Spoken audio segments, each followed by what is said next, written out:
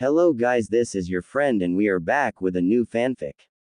Which is What If Naruto Was Raised with Aizen's Power and Intellect? Part 1. And if you enjoy this fanfic then please press the like button and subscribe to my channel for more fanfic like this. And now start the fanfic.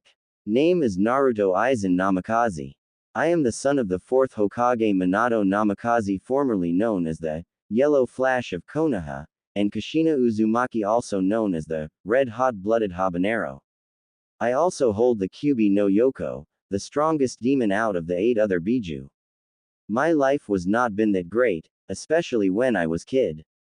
Being called Demon Brat, for some strange reason accompanied with glares and whispers, scourging through garbages just to fill my stomach just so I don't succumb to death due to starvation. I can also remember being beat to death on many occasions. As I said, my life was not as glamorous as it is now. I am now the Uzukage of the village of Uzushiogakure, a village that was once destroyed to be left in ruins. This was a village that I built by myself to topple any of the other village and to be more so supreme than Konoha. Not only that, but I have many beautiful wives that kept me sane within the village, women I fell in love with and share equal love with. I couldn't ask for anything better in my life. That's all I have really ever wanted, to be loved and recognized. But none of this would have ever happened if I wouldn't have met my beautiful sword along with this mysterious orb known as the Hogyoku, along with a man I felt like I could call my father at the time. Sosuke Aizen, a man that was once a Shinigami for a place called the Soul Society, but decided to betray them all for his lust of being a god.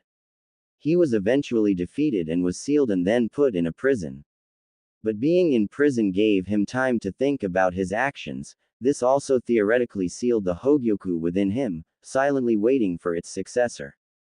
His sword or Zanpakuto, which he gave to me, is named Kyoka Sugestu, Mirror Flower, Water Moon, an ordinary blade with an ordinary appearance, yet in terms of its skill is nothing short of beautiful. Complete hypnosis over a person's 5 senses by just a glance of the blade. Flaws. Truly remarkable. Life is good now. I am also the most powerful shinobi in all of the elemental nations, given the first triple S rank, which states to flee upon recognizing me, like they have a chance to flee anyways. This is my story of how I started from the bottom, then made it to the top. Come, and I will share this journey that I have been through with you. Here is my story. Love and recognition, 2 words I have been striving attain for in my whole existence. But yet, these 2 words have always been denied to me. Why? I'm not completely sure, but I do hear people calling me Demon Brat, and glaring and whispering dirty things about me. Here I am again, in an alley looking for food. God, this stinks. I'm so hungry. Please let there be something in here. Aha. An unfinished stick of dango. This should do for now. I rejoiced. As I went to take a bite into the dango, I hear steps and low chatter approach me. Shit. I thought already knowing what is going to happen. A man with a Jonin flask jacket and some chunin along with civilians corner me within the alley. The Jonin steps out. Now you are done for, demon. We will finally get rid of you. You caused this village many deaths many years ago, so now we will put an end to you and avenge our loved ones. Fight or flight, this is what was my mind was signaling me. My mind is telling me to run, and get away from these people. And so I did, but where do I go? Running I come across something. Is that a small space leading out of the alley? Screw it, it's my only way out. I dashed towards the space soon after they started charging with kunais and shurikens in hand. My heart palpitating, I'm almost there. Squelch. Ah! I screamed. Damn it, I got hit. I don't even know where I'm going. Wait, is that a forest? Maybe I can lose them in there. Worth a shot. I jumped over the fence and started to run without a destination, deeper into the forest. All the Jonins, Chunins and civilians stopped. Hey, what's the matter? Let's go get the demon, yelled a civilian to the Jonin. The Jonin spoke up. You must be crazy. This is the forest of death. Most Anbu think twice before entering here.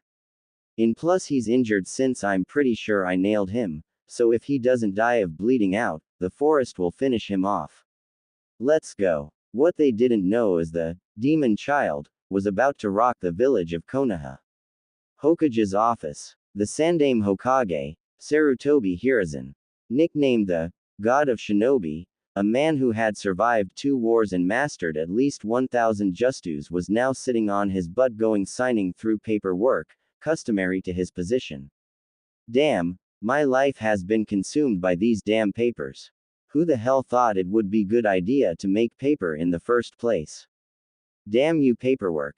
He stopped and sat up and looked at the picture on his wall in front of him. It showed 3 figures he used to talk to a lot. It showed a tall blonde man beside a woman with red hair and another tall man with long white hair holding a baby. That baby was none other than Naruto. The Sandaime always looked at Naruto as his adopted grandson growing up. He felt sad since he hasn't been able to visit him in a while. Maybe I should take him out to eat tomorrow, he thought. Suddenly an Anbu appears in front of the Sandaime bowed, a dog mask on his face, with gray gravity-defying hair. Hokage-sama, I overheard a few civilians in the bar talking about Naruto and how they cornered him in the alley and chased him into the forest of death for him to bleed out and die there.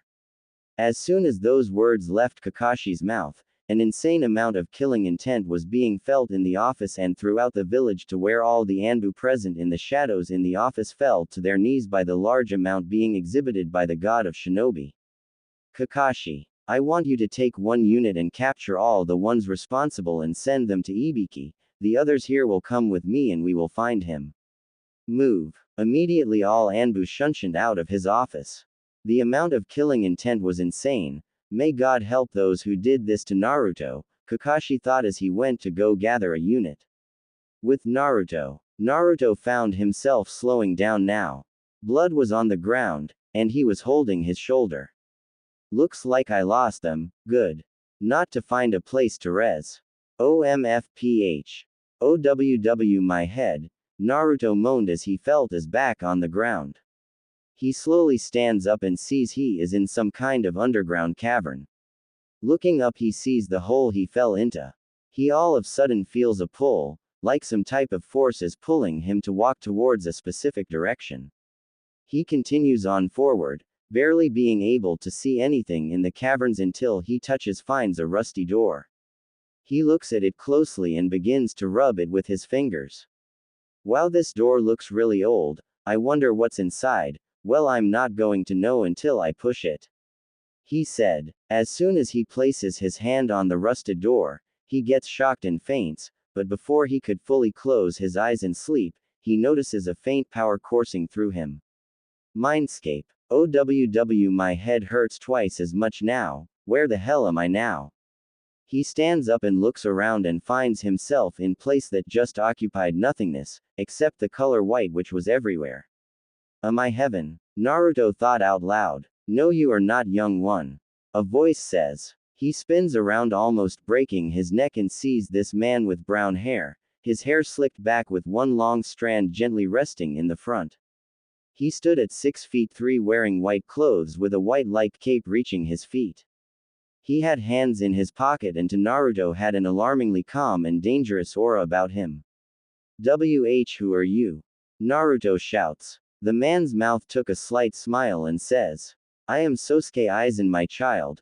Naruto just looks at him, takes a deep breath and says, Okay Aizen-san, what the hell am I doing here? Why the hell are you here? What the hell is this place? What the hell was that door I touched? And what the hell just shocked me before I fainted? Shouted Naruto in pure hysteria. Aizen looks at him, and the first time in a while an amused smirk graced his face. Ah yes, let me answer those first 3 questions. You are here because you touched the door that I was sealed in. That door you touched was my prison, and what shocked you was the seal's energy. It's interesting as it seemed it allowed to meet in your mindscape. Aizen said. Naruto scratched his head, relived he got some information. Okay, that answers that, but why am I here? And what are you? From the looks of the door it looks to be at least 100 years old, so in that case you should be dead. Naruto said. Aizen slightly went wide-eyed at his intelligent response, and composed himself and spoke. How very astute of you, Naruto-kun. To answer your question, I am a ex-Shinigami. As soon as he said that, Aizen was not able to continue as Naruto freaked out and yelled. Oh my god, am I dead? Kami-sama has come to take my soul. He yelled hysterically. Naruto-kun, Aizen said in a calm yet stern eerie voice that got him to stop. Before I was interrupted by your unnecessary outburst, I was about to explain. Like I said, this is your mindscape. It's a surprise you're even able to see me. As for me, I am past 100 years of age and no, I am not Kami. Shinigami are the ones that hold order of spirits when they die and go to the Soul Society. Aizen went on to explaining the basics of what Shinigami are, and told him about his time being one. He also told Naruto his eventual demise by a man named Kurosaki Ichigo and how he was sealed and thrown in prison and how he recently became one with Hogyoku, more of a soul though. It was then Naruto asked a question. So this is your prison then? Naruto asked, to which Aizen nodded. But how were you able to escape Soul Society? I thought your prison would be up there, not Konoha, Naruto asked curiously. Aizen smiled as he seemed to be enjoying the well-thought questions he was asking. For a kid anyways. I will tell you in a bit. Let me continue my story. Aizen then explained his motive and how he was young and naive and wanted to gain power and be known as a god throughout the heavens and earth. As he finished, Aizen's calm aura suddenly disappeared into a sad and remorseful one since he was reminiscing about the story. Naruto noticed this and decided even though he committed evil in his time, he saw the way he looked, and thought that his imprisonment really did change him. Not only that, but he had to admit he was impressed with his ability to take on these so-called captains without any problems. Naruto broke the silence. Aizen-san, although I don't approve of what you did with your past, it seems you really thought about your mistakes and feel regretful. I do not hold the past against you, for it is what we do with our future that determines what type of character we are in the end. Aizen for the second time today became slightly wide-eyed and spoke. Naruto-kun, such a mature thought for someone your age, and to only think you are still this small. Why is that, Naruto-kun? Naruto's face took a slight frown and looked at Aizen's eyes with his own that showed Aizen eyes of someone who has seen pain and death constantly. Naruto took a big deep breath and huffed. Aizen-san, the way my life has been, forced me to grow up and mature faster. Sometimes I wish that I was still naive to world like all the kids around my age, Naruto said. Aizen frowned though upon hearing this. Naruto-kun, come here real quick, I want to see something, Aizen said. Naruto complied and slowly walked over to Aizen. Aizen had then put his hand over his forehead. With the power of the Hogyoku, he read Naruto's mind of his whole life up till now. He saw everything: being kicked out the orphanage, not being treated fairly, being almost beaten to death on a daily basis. To say Aizen was mad was an understatement. He may used to be a cruel and sadistic bastard that used people to his advantage, but a kid nonetheless had to go through things that would make most people break, maybe even himself. Although he smiled at this man Naruto called his GG and was happy he could find some type of love, but nonetheless his respect of the boy immediately increased. Aizen took his hand off his head and knelt down to his level and looked at Naruto's face. You asked me how I was able to end up here when I was imprisoned in Soul Society, correct? Aizen asked while Naruto nodded. Aizen lifted his palm facing upwards as a small purple came from his body and began to float above it. This little ball is the Hogyoku. Its power is unimaginable as it was an additional source to my own power. You will learn later on about what this does. But one thing the Hogyoku does, is it grants the owner's deepest desire. I didn't want to be in Soul Society anymore, so I'm assuming it took me here. Aizen said as the ball disappeared. Naruto was shocked to say the least. This tiny little ball was the source of this mon's power who fought other Shinigamis. It must have been something else. Aizen saw the shocked look on his face and smiled as he asked him a question. Naruto-kun, if you were to have power, and you were capable of being the strongest shinobi on this planet, what would you do with that power? Naruto looked up and spoke without hesitation. I would protect those who aim to harm me and anyone close to me like Hokage Gigi, you Aizen-san and any future friends. Anyone that would oppose me I will destroy. I will also build a village of my own so I could live in peace, Aizen smiled. A true smile knowing him and this boy will become real friends.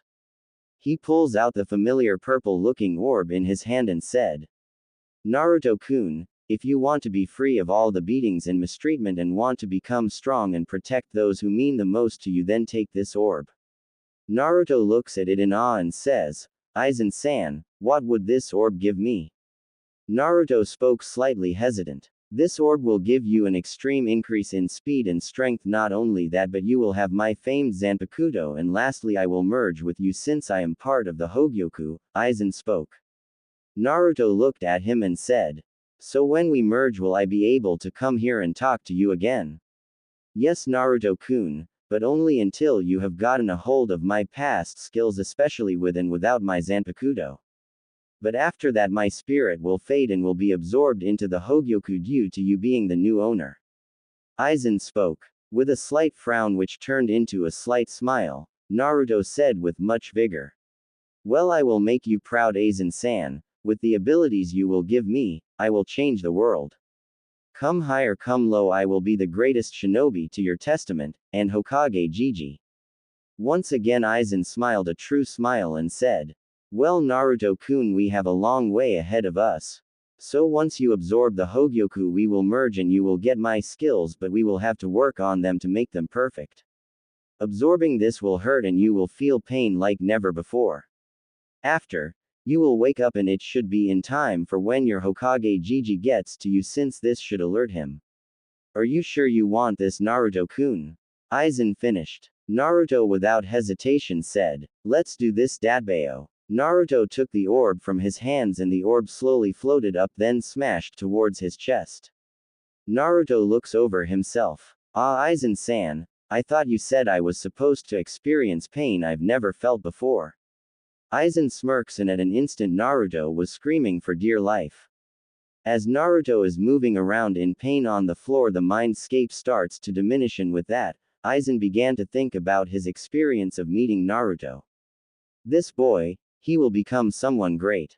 I know it. I can see the potential and if I train him right he should be able to surpass me.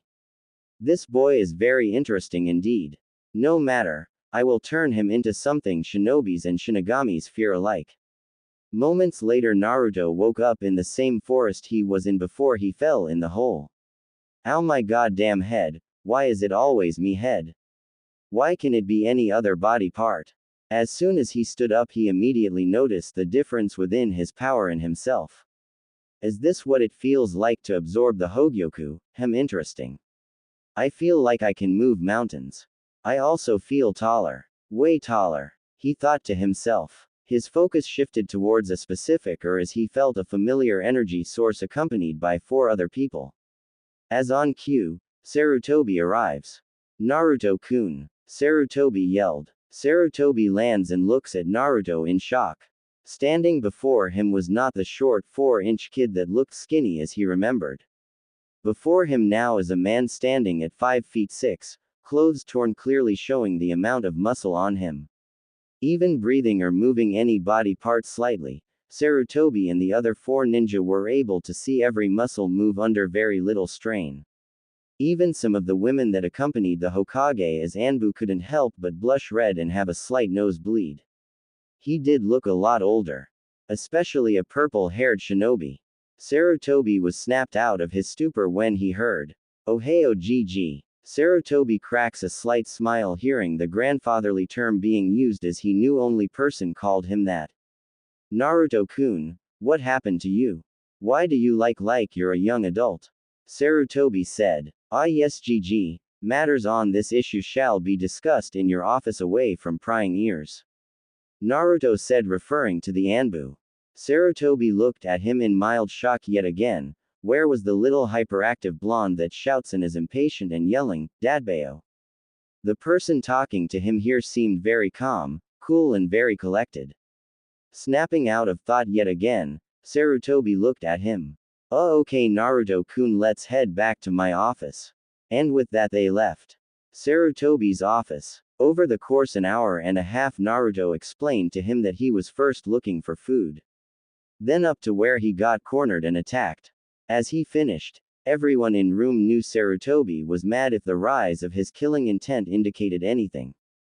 After he calmed down, Naruto told him how he fell in a ditch and met Aizen after touching a rusted door and led on to explaining Aizen's past and the Hogyoku merging with him explaining his appearance.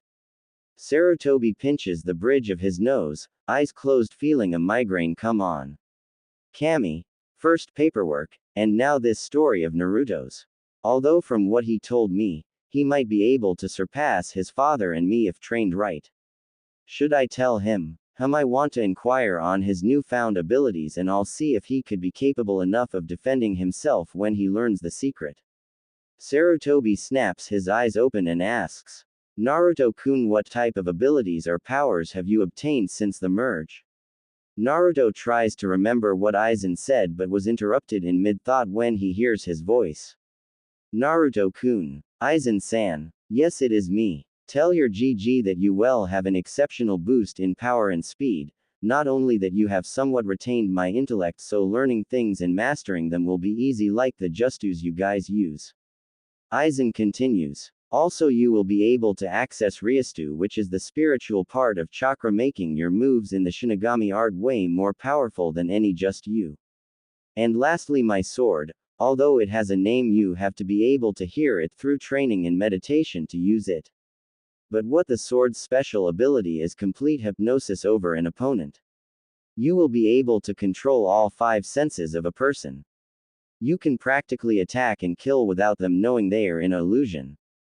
You get that, Naruto-kun? Quote, quote. Naruto-kun. Little did Aizen know Naruto was sitting there wide-eyed and his jaw almost hitting the floor.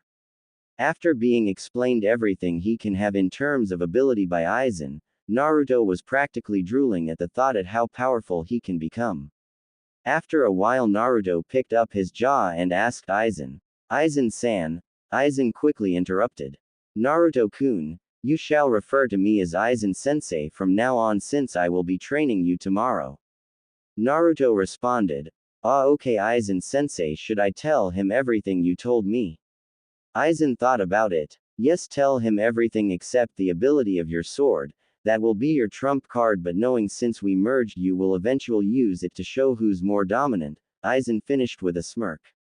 Cutting the connection momentarily, Naruto fixed his eyes on Sarutobi and told him everything he acquired. Sarutobi for the moment looked like his jaw was about to snap off any second as he was hearing this godlike power Naruto had acquired. Well, at least I can tell him about Kyuubi, and his heritage now. Please forgive me Naruto-kun for being an old fool. He thought. The Sandaime cleared his throat to get Naruto's attention. Naruto-kun, I think it's about time I told you about your parents and Kyuubi. My parents? Naruto said with such a sad-ridden face. Sarutobi could looked at the boy in sadness. It pained him to see his adopted grandson so sad. With a sigh, Sarutobi spoke. Yes Naruto, your dad was the 4th Hokage, Minato Namikaze. Your mom was Kushina Uzumaki. Your father was my successor. He was a very good man. He always cared for everyone, especially his friends in this village. He was undoubtedly the strongest shinobi to ever grace the elemental nations. Sarutobi continued. He actually looks just like you, blonde hair and everything. Your mom was a hothead, very talkative and a tomboy at that. But don't be fooled, she was one of the most beautiful kunoichi in the village. Having long beautiful red hair and blue eyes, she was also one of the most talented women to ever serve as a ninja here in Konoha. Kushina was known for fuinjutsu and being able to subdue the 9-tailed fox that attacked this village long ago with her chakra chains, being she had special chakra. Listen to me loud and clear when I say this Naruto, they both loved you very much. At the time of her pregnancy they both couldn't stop talking about you and how they couldn't wait to see how much a man you would grow out to be. No doubt they cared about you so much they both were willing to sacrifice their lives for you, and they did. Sarutobi ended with a sad sigh. It wasn't long until Naruto was looking at the ground, tears falling out of his eyes. A few silent seconds he only uttered one word. Why? He asked. Sarutobi could look in confusion until a sudden an explosion of sheer pressure came out of nowhere, forcing the Anbu in the room to sweat profusely, while the god of shinobi was having a hard time breathing and sweating due to the pressure being directed to him. Sarutobi managed to lift his head ever so slightly to look at who was causing the pressure and was shocked when he saw his adopted grandson causing it. Where Naruto was standing, energy was surrounding him. But it was not visible chakra to Sarutobi's understanding, but some other type of energy. Purple Ryastu was streaming and surrounding Naruto. Sarutobi thought, my god, this feels like killing intent but much stronger, this feels like pure power, what the hell happened to you Naruto-kun? My body has never felt so heavy in my life. Naruto was standing there glaring at the Hokage. Why Sarutobi, why didn't you tell me? He yelled with his spiritual pressure increasing even more than before. The floors started to crack little by little. It wasn't until he heard his sensei. Naruto. Aizen yelled firmly in his mind before continuing. Naruto-kun, one lesson you will learn from me is to keep your emotions in check and never let any emotion control you. Lower your spiritual pressure now and listen to his reasoning on why he did what he did. Aizen said but inwardly smirking at the display. This boy has almost as much spiritual pressure as me before I left the Soul Society. And this is just after we merged. What's scary is he will surpass mine in a couple years if he trains. He might not even have to fight some people just by flexing his spiritual pressure alone. The next 4 years will be indeed interesting, he thought. With those words being said, Naruto calmed down just a little while the Sandaime and Anbu in the room were slowly trying to get their breathing back to normal. One thing was for sure though. Everyone who felt the spiritual pressure in the room that moment knew that Naruto will be someone you would not want to come across in the future. Naruto only stood there, tears still slowly coming off his face. He broke the silence as everything seemed it was back to normal. Why GG? He asked more somberly this time. Sarutobi finished adjusting his clothes and getting his breathing in check and looked at Naruto. I'm sorry Naruto-kun, what you need to understand is your father was so dangerous being that he ended a war with one just you that many people wanted to claim his head. Your father was the first person to ever achieve the rank of a double S rank shinobi with a flee on sight order if you saw him. If other villages would have known he had a son they instantly would have tried to kill or kidnap you. And I would not let that happen, Sarutobi said in a firm yet strong voice. While Naruto was processing the information he was just told, he was surprised that his father was so strong other villages gave an order to run away from him when they saw him, not only that but he ended a war with one just you. One word came to his mind when he thought about it, amazing. Aizen in his mindscape was somewhat impressed at the information they just received. My, now I know merging with this boy was the right thing to do. No doubt he will become powerful, Aizen thought smiling. Naruto spoke up. I am sorry for the way I acted GG. It's just being alone and thinking no one cared for me made me very sad and angry. It's nice to know that I had parents who loved me and were powerful at that. I understand you were only looking out for me. I promise an outburst like that will not occur again. I am sorry Hokage-sama, he said as he bowed. Sarutobi was shocked at how he addressed him. Never in his life has Naruto called him Hokage-sama. A smile was found on Sarutobi's face when he replied. It's okay Naruto-kun, knowing if it was someone else they would have done the same thing. I can tell by your response and surge of power thought that you will become a great shinobi if not the best. Sarutobi continued. Naruto, do you want to know why people call you demon brat? At an instant Naruto locked eyes with him with a mix of curiosity and painfulness. Naruto, the nine-tailed fox that attacked our village long ago, could not be stopped. You were born on the same day the Kyuubi was summoned to destroy this village. Your father, even though he was considered a god among ninja, could not defeat a tailed beast considering it was the strongest one out of all of them. So he did what he thought was right to save his village and sealed the fox in you. You saved our village that day, Naruto-kun, and in your dad's last words to me, he wanted the village to see you as a hero. But people were still recovering from their own losses in those times and were traumatized to the point not a lot of people got over that day. And even going as far as misplacing their anger and sadness onto you. Sarutobi said. Naruto went wide-eyed, everything was now making sense. Why they called him that name, why people hate him and don't give him the time of day. He suddenly asked. GG, if I save the village, then why do people hurt me and try to kill me? Sarutobi slightly winced at the bluntness of the question. Like I said before, it is misplaced anger, but Naruto-kun, always remember that people will fear what they do not know. Now let me ask you a question. If I poured a bowl of water in a cup, does the water become the cup? Naruto responded, of course not, GG, it only holds th. Naruto had then came to a realization.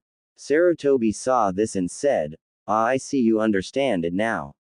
People believe since the demon is sealed inside of you, you are the demon itself by association. What they don't know is you are only holding it back. Naruto heard this and instantly felt at ease. He was starting to believe the people who called him that. But now that he had found out about his parents and the Kyuubi, he was starting to feel much better. Naruto straightened out his posture and spoke. GG, from now on if anyone messes with me they will feel the wrath of power and I will not guarantee they will survive, Naruto spoke in a slightly disturbing calm voice. One thing was for sure. With his newfound power, he ain't taking shit from no one. Sarutobi sighed knowing this would happen sooner or later, so he spoke. Okay Naruto-kun, but at least try to avoid it, if not then try not hurt them that badly. Because I do not feel like doing more paperwork than I have to. He said as both Sarutobi and Naruto shared a chuckle. I promise GG. Also GG, I also have a request, Naruto said seriously. And what would that be? Sarutobi asked, slightly curious. I would like to train for 4 years in the Forest of Death without any interruption to increase my skills both in the Shinigami and Shinobi arts. After I would like to join the graduating class at the academy. I promised myself that when I got this power I would make you, Aizen sensei and now my 2-san and Ka-san proud and become the best shinobi the elemental nations has ever seen. Naruto said with the utmost confidence. Sarutobi and Aizen smiled at the boy's declaration. Are you sure you want to be in the Forest of Death, Naruto-kun? There are many dangerous animals in there. Sarutobi said, slightly worried. Yes GG, with Aizen with me, along with my training nothing should be able to touch me. Sarutobi paused for a moment then said with a sigh. Alright Naruto-kun, I will allow it, just make sure you come back alive so I can test your skills out myself. The Sandaime said with a smirk.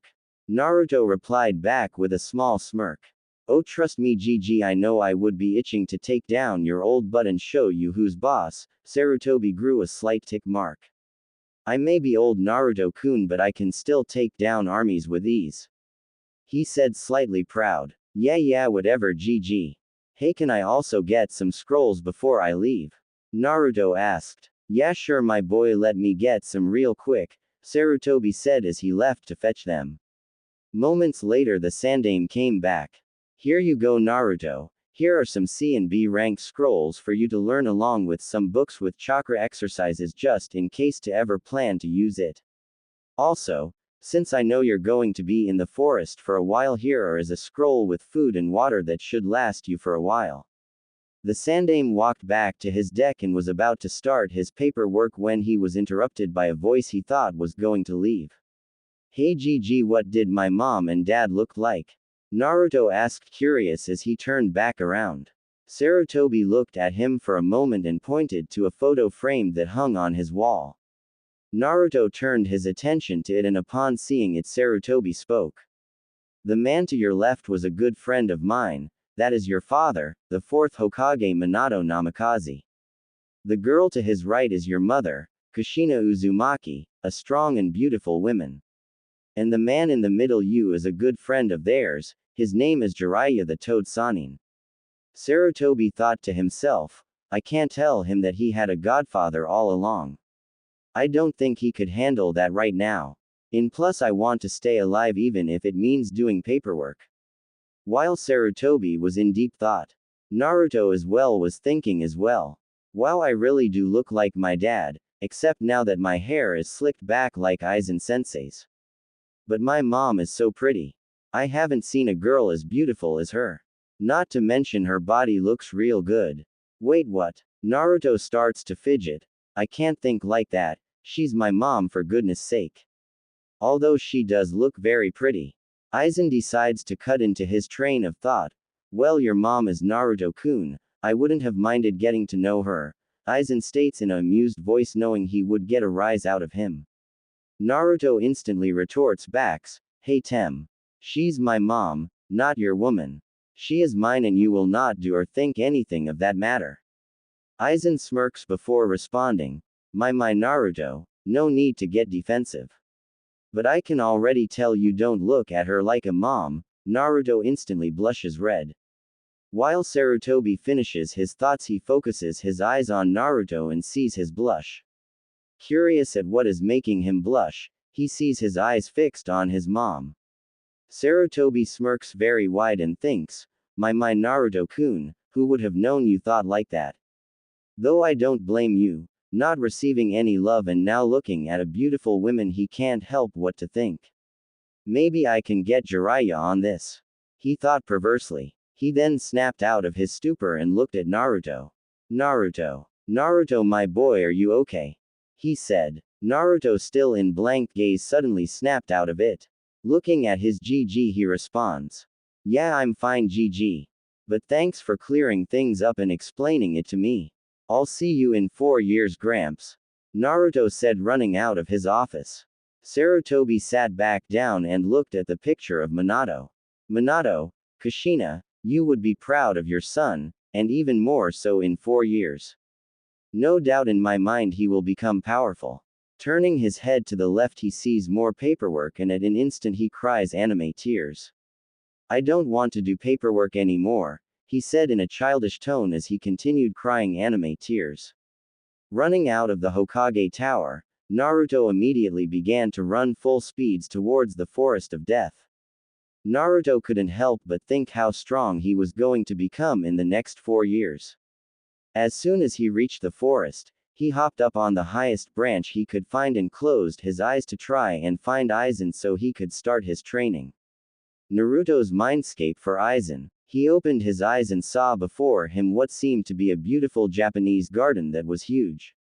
Looking to his right, he sees his new companion and sensei coming out of the traditional Japanese house. Upon spotting him, Aizen smiles and greets him. Hello Naruto-kun, what brings you here? Naruto greets him with a nod and slight bow. Aizen-sensei, I wish to become strong and I wish to start my training with you as soon as possible. He said with determination in his eyes. Aizen sees this and lightly smirks. Ah yes Naruto-kun, the first step to your training will begin now. Come. He gestures, walking beside him. Moments later, Aizen and him come to a room within the house. Aizen began to slide the door open and the first thing Naruto saw was a vast library of books. He looks at Aizen. You're kidding, right Aizen-sensei?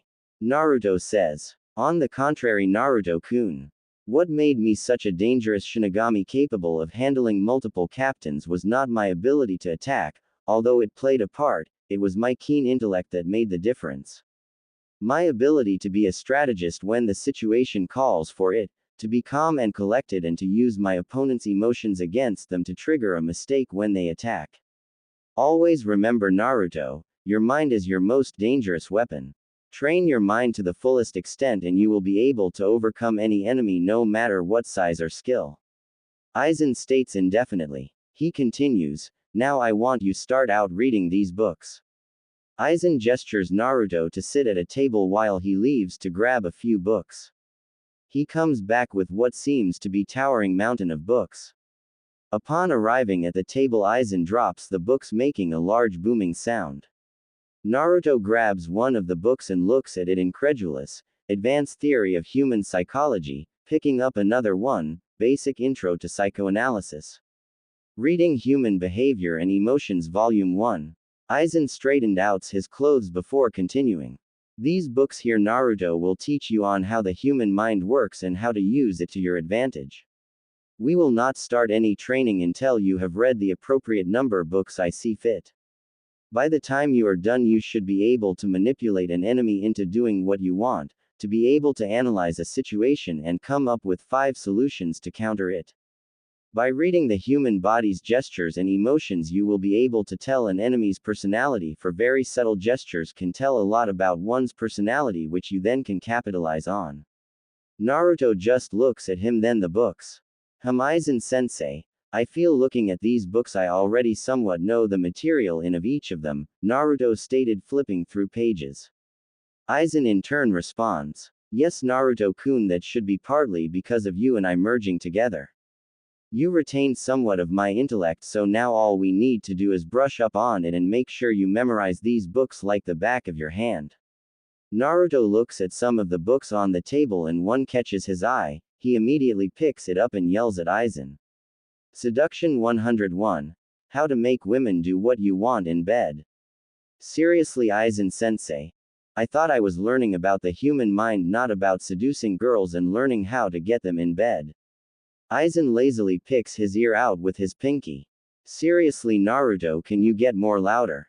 Anyways, you are learning the art of seduction because you will face women who will try to kill you. It would be better to seduce and manipulate them to how you see fit. You may also single-handedly avoid a battle alone with just words and gestures. Plus by the time you're done reading, every girl you encounter won't get enough of you and it is a good read. Aizen says with a wide smirk and light laugh. Naruto on the other hand blushes blood red and shouts. Aizen-sensei. Naruto whined. He looks back at his sensei and was about to complain some more about the book and found his gaze was dead serious. With a sigh Naruto says. You fine sensei, I will read it. Aizen smirks gets slightly bigger. Thought you would see it my way. Now you will spend every day in this mindscape.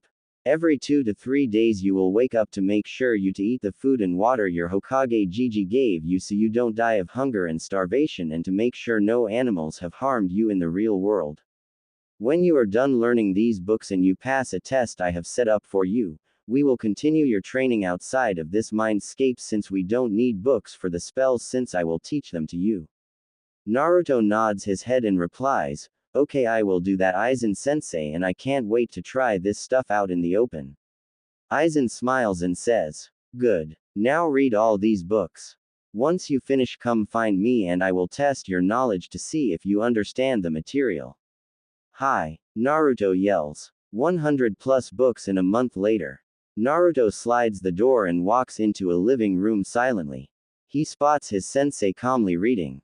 Aizen-sensei, I believe I have read and mastered everything from reading and spotting emotions from the human psychology books to seducing women to my whim.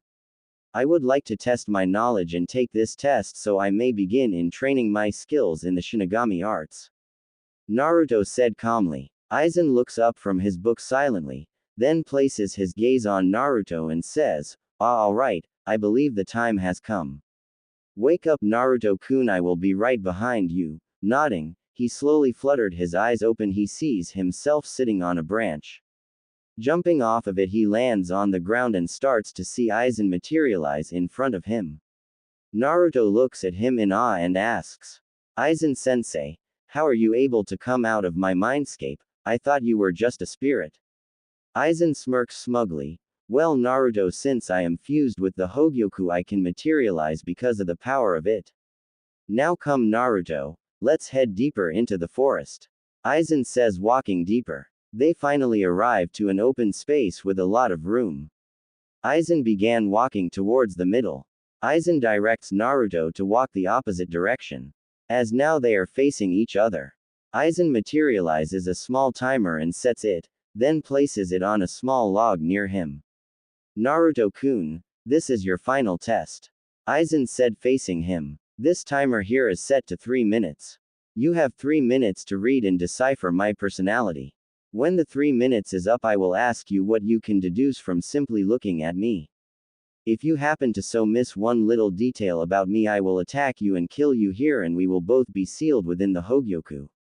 Your test starts now. As soon as Aizen let his words settle in his student's mind, he took a moment to look at him, inwardly smirking. Ah, so he has learned something. His demeanor has not changed even though I mentioned I would not to hesitate to strike him down, and he didn't even flinch. His posture looks exactly like mine. Very good, Naruto. Now let's see if you will pass. Inside, Naruto was somewhat skeptical by his last statement, knowing it was not at all as it seemed. Running his mind through everything he has learned up till now, he examined Aizen methodically. By his facial features, I can see he is relaxed. No facial muscles are tensed, no eyebrow twitching. His blinking of his eyes are controlled. But with the slight smirk, I can tell he knows I am closely examining him.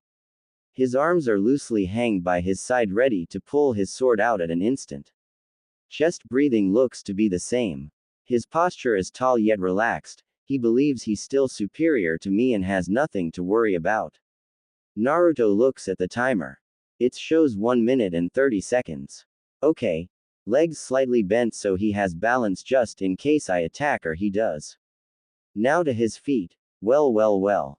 What is this? Very interesting. Naruto says, more closely examining Aizen's feet.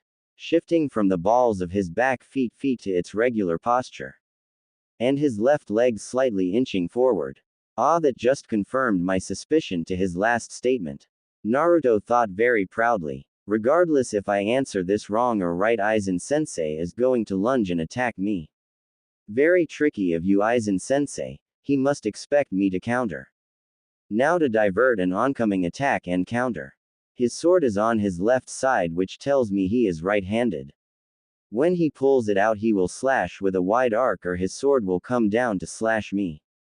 His two legs are slightly more apart than usual, so he will use a wide arc to overpower me, so he will compensate for the speed and balance he could have had in straight slash.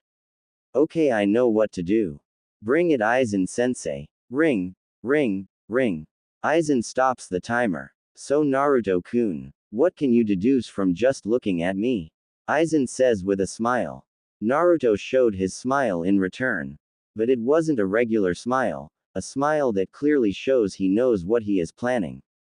Ah yes, Aizen-sensei, let's see. You are very relaxed in the stance you are in now. You look to be ready for anything. But what caught my eye is the way your legs are positioned, he replied. Aizen's smile getting bigger and replies innocently. Really, Naruto? Please elaborate. Aizen stated. Naruto responded back. Certainly, sensei. The last sentence you told me about striking me down if I didn't get one thing right about you got my attention. As soon as I started examining your feet, I saw that your left leg was slowly inching further from your body while your right leg was routinely shifting to the balls of your feet. You were planning on attacking me regardless, Aizen-sensei, Naruto finished with a wide smirk. Aizen looks at him with a big smile and chuckles before talking. Very good, Naruto. You have indeed figured out my true motive by only reading my posture. I am very impressed. You are ready to learn the Shinigami arts, Naruto-kun. As soon as the words left his mouth, Aizen blurred out of existence and went to slash Naruto with a wide arc just as he anticipated. Naruto, seeing this, flips over his blade and delivers a hard kick to the back of Aizen, sending him stumbling forward a bit. Aizen barely felt it, but he smiled yet again before addressing him. Very good, Naruto. Not only did you predicted my attack, but you also countered accordingly. If you would have poured more power into that kick, any normal person with average combat experience would have had a severed spine. Naruto smiles and bows. Thank you, Aizen-sensei. When can we begin training? Aizen lets out a small laugh, already wanting to go back to training, huh? Well, let's begin now. Yosh! Naruto yells, following Aizen in tow. While walking forward to find another training ground field, Aizen thinks about the upcoming years. These 4 years are going to be interesting. Only a month and he is able to read me. In the next few years he will become the most deadliest shinobi in his village. And then we will show them the definition of fear, he thought with a smirk. Alright, here we are, Naruto-kun. Naruto stops right beside Aizen to see where he was brought. They seem to have ventured further into the forest past a tower they saw on the way here. In front of him was an even bigger field with massive-sized trees and boulders. Aizen tells him to sit in the middle of the field. While he does this, Aizen begins to explain. Naruto-kun, the energy you have within you is called Raryoku. Unlike what your Hokage Gigi uses, this is the spiritual essence of the same energy source, thus making it more powerful and potent. This is what's stored in your body. Everything I am going to teach you will involve something called Ryastu. Ryastu is the energy being expelled. Think about it this way. It's like a pool of water, that is your Raryoku. In order to say put out a fire, you will need to exert the water but in a controlled manner. How will you do that? By taking a hose or a big bucket to the pool of water and using those instruments to alleviate the fire. By pouring how much water you seem fit to put out the fire. That is your Ryastu. Aizen continues. Within using your Ryastu, you are able to do many things that we Shinigami use. For example, you would be able to cast spells which fall under the name Kido, meaning spirit way or demon way. Within Kido there are 3 types of spells you can cast. One being Hakudo, which means way of binding. These spells will help you restrict or immobilize a person. It's very broad art. Along with Hakudo are spells that allow you to use barriers to stop attacks or use seals to hold things far more better in place. You understand, Naruto? Aizen says. Naruto nods his head, allowing Aizen to continue. Going down the list of Kido, there is another spell called Hado, which means way of destruction. These spells are used for offensive purposes. Depending on the user, these spells can be well powerful enough to even take down your Hokage. These are the spells I will be teaching you most of the time. Last one the list is called Kado, which just is the healing Kido, which I have some knowledge but not enough. Both Bakudo and Hado have numbers ranging from 1 to 99. Following the latter, 1 will be the weakest, 99 will be the strongest. Don't be fooled by the numbers of their ranking though. An experienced captain can make a low-level spell very powerful, especially with Hado. Also there are incantations that go along with each spell both for Hado and Bakudo. Using an incantation will power it up but will slow down your time to use it. You can however not cast an incantation, as you will be able to fire it faster although it is weaker, but like I said, train enough on it and can become strong even with an incantation. Are you keeping up with me, Naruto-kun? Aizen says. Naruto nods his head in confirmation. Along with using your Ryastu, you are able to use your sword, which we call a Zanpakuto, which means soul cutter. These are sentient swords. We use these swords to send souls to their respective places and to ward off hollows, which are souls that do not cross over to the soul society for staying in the world of the living for too long. They are corrupt spirits who feast on living or deceased humans' souls alike. Anyways, Naruto, a Zanpakuto always has a name and is a spirit, and you will discover it through Jinzen, or sword meditating.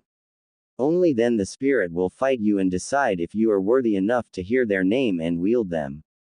Once you do hear their name, you will unlock what's called a Shikai or Intial release. In order to release your Shikai, you will need to know their release phase or word. There are 3 forms to your sword. There is your sealed state, your Shikai, and then your Bankai. The sealed state will look like an ordinary sword. Once you utter the Shikai phrase, it will transform to a different appearance. As for Bankai, which means final release, which you will only achieve that through dominating your Zanpakuto spirit in their world. By doing this, your power increases 5 to 10 times. Do you understand everything I have told you, Naruto?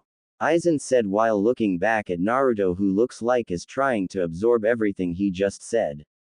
Naruto sighs and runs a hand through his blonde hair, leaving a single strand in the front. Yes, I do, Aizen-sensei. The power I need in order to do Kido is based on my Ryastu, which I get from a pool of energy inside me called Raryoku. Also there are 3 types of spells that fall under one category, and within that category, I can either heal, attack, immobilize or defend. Also I will be getting a sentient sword that I will have to meet within meditating. Once the spirit thinks I am worthy, the sword will tell me its name and release command to where I will be to use its true abilities. Naruto said. Aizen looks at him with a smile. Very good, I see you get the gist of it. Now stand up and I will teach you how to do Hado and Bakudo spells. We will be doing this for 6 months, then the rest of the months I will teach you how to wield a sword and you will be meditating to reach your sword spirit. I will also tell you we will have to talk to Kyuubi so we know it won't do anything to harm you or your training. Aizen said, heading towards the trees and rocks. Naruto flinched slightly when he heard meeting Kyuubi. But knowing he had to do it, he straightened up and followed Aizen towards the dummies. Upon arriving, Aizen spoke first. Now Naruto, I will be teaching you multiple Hado spells on these trees and boulders. You will do these till you drop and don't have an ounce of Ryastu left. Are you ready for your training? Naruto said in slightly excited voice. Yes, Aizen-sensei, let's do it. Aizen smiled and replied, good, here is your first 2 spells, it's called Sho and Byakurai. 5 months later. Hado no. 4. Byakurai, pale lighting, Naruto said, obliterating 7 to 8 trees with one finger. Turning his gaze to a boulder that looked about to be twice as big as him. Naruto sticks his palm out and yells, Hado no. 31. Shakuho, red fire cannon, a red fireball shoots out of his palm, completely reducing the boulder to smithereens. Looking at his handiwork, soon hears clapping. He turns around to see his sensei smiling. Aizen then speaks, very impressive Naruto-kun. Using Hado number 31 without an incantation. You have certainly improved then from a few months ago. Good, now let's see how your Bakudo is. Get ready, Naruto. I will fire 2 powerful Hado attacks. If you can manage to withstand one attack with a barrier and immobilize with another, then you have learned all I can teach you in that area and we can move on. Naruto looks at him with a calm demeanor and leaps back while Aizen goes on the offensive, signaling the start of his spell. Aizen yells, Hado number 31. Shakuho, a huge red energy ball shots out which appeared to be 3 times the size of Aizen due to him pouring his Ryastu into it. Naruto puts his arms up and moves them in a synchronized order and sticks his right arm out and yells. Koko no Joman, Gate of the Tiger Fang. At that moment a barrier appears out of nowhere shaped like a watermill and at an instant takes the giant red fireball. The barrier slightly cracks then shatters. Aizen smirks when he sees this. Good, Naruto-kun, now for my final attack, Hado no. 63. Reikoho Thunder Roar Seer, a massive wave of yellow energy shoots out. Naruto was now watching calmly with his hands in pocket with a smirk. With the yellow wave nearing Naruto, he quickly shunpos behind Aizen, points 2 fingers out and yells, Bakudo no. 1. Sight restrained. Naruto stands there with one hand in his pocket and smirks back at Aizen, who has his arms restrained. Aizen, upon breaking out, congratulates him. Well, very good job, Naruto-kun, very impressive Bakudo spells. It seems you are ready to learn Zanjutsu along with the technique called Ho-Ho. Sit and I will explain.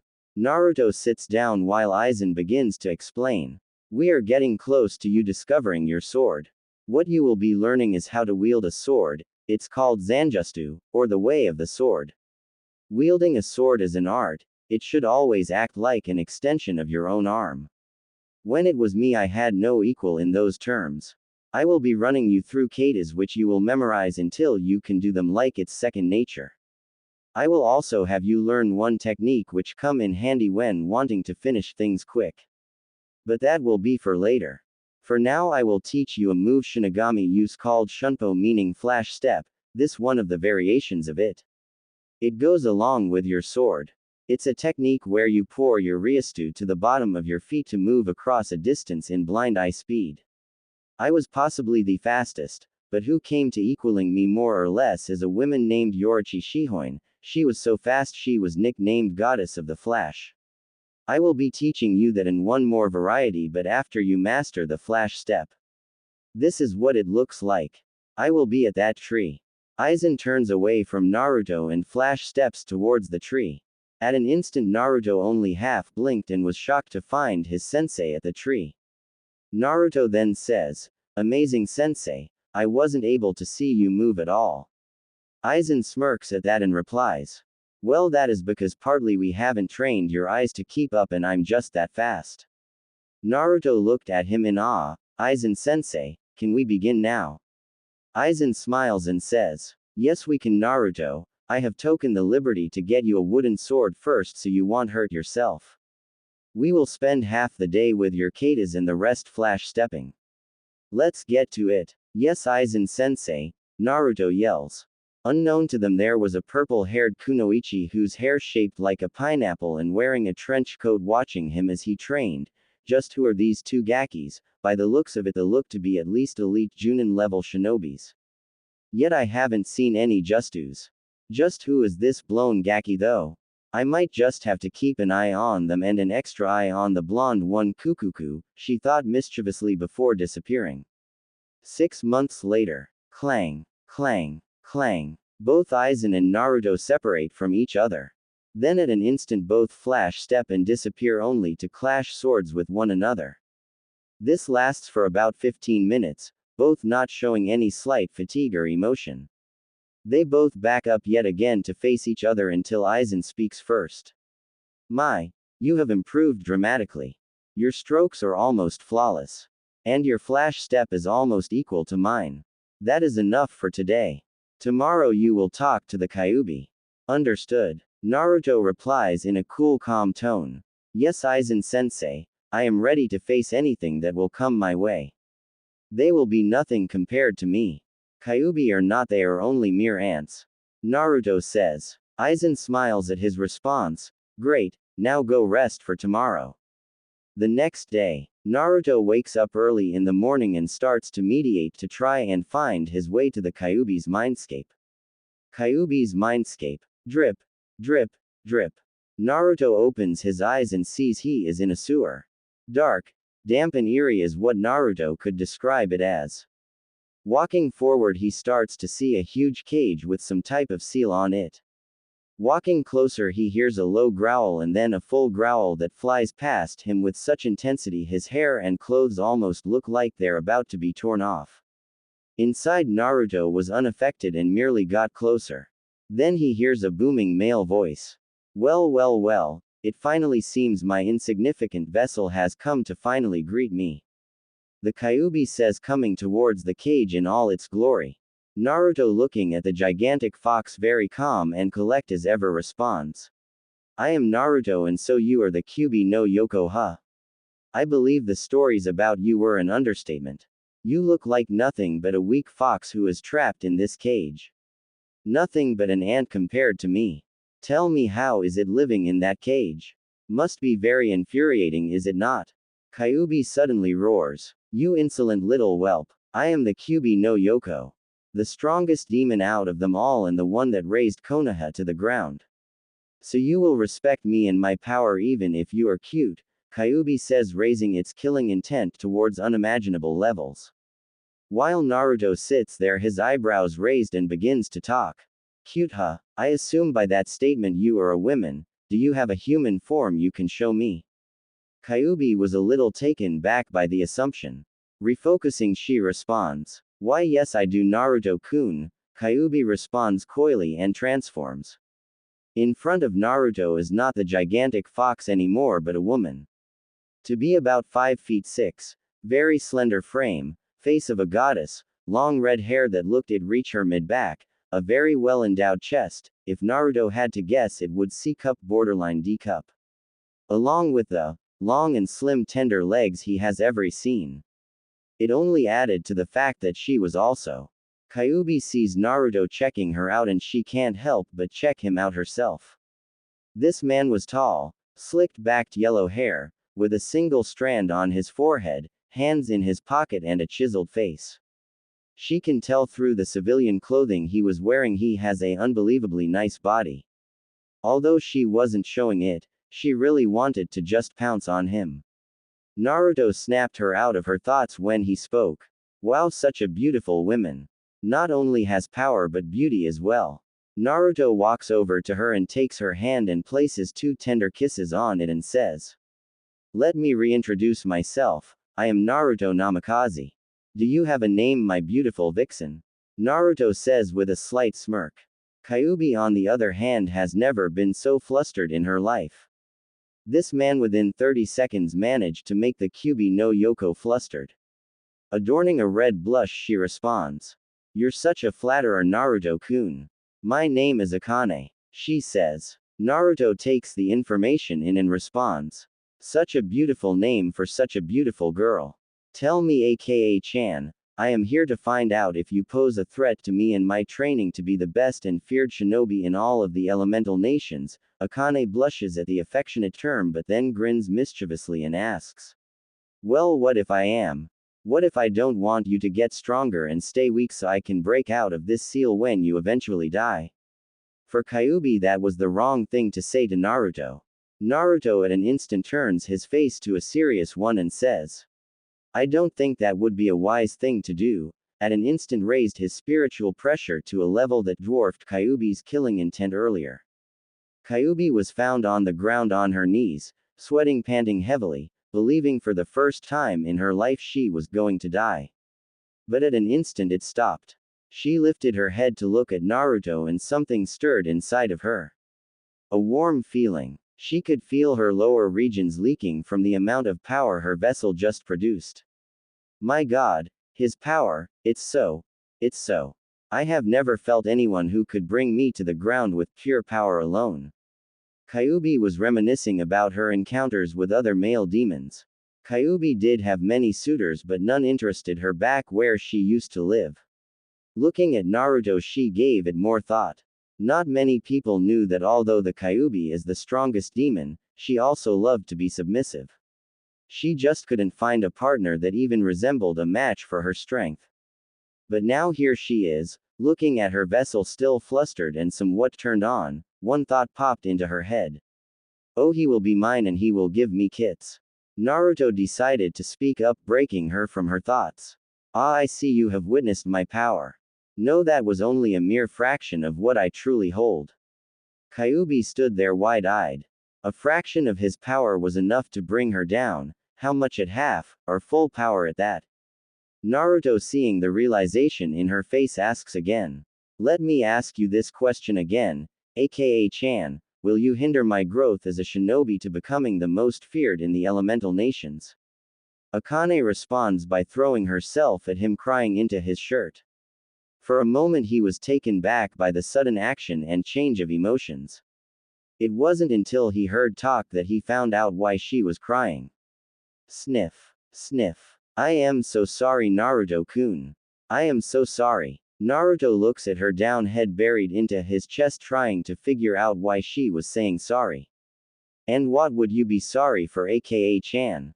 He asked in a more softer voice. Akane was crying even harder now. I'm sorry for what I said earlier. I was only trying to get a rise out of you from that comment. But I'm also sorry for attacking your village. But I've seen what they have done to you, Naruto-kun. They hurt you so much physically and emotionally. I tried healing you as best as I can whenever you were hurt. I don't why people would do such a thing to you. I'm just so sorry. Please, Naruto-kun, please forgive me, she cried hysterically.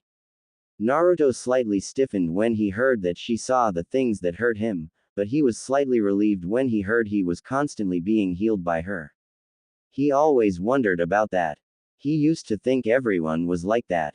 Taking off his calm, collective Aizen facade, he spoke in that soft tone again. Aka-chan. Akane looks up at him, red and puffy-eyed. He starts to caress her face only for her to lean into it before continuing. Aka-chan, I'm glad that you were there for me when no one else was. And I'm glad you are apologizing for attacking the village. The past is in the past. Let's start by reshaping our future. Together. Getting to know one another. Naruto said, smiling. He continued. Although, can I ask you favor, aka-chan? He said a little more seriously. Sure. Naruto-kun, what is it? Lightly blushing, not being used to the affectionate term. Well, my sensei has trained to use Ryostu, which I'm pretty proficient at.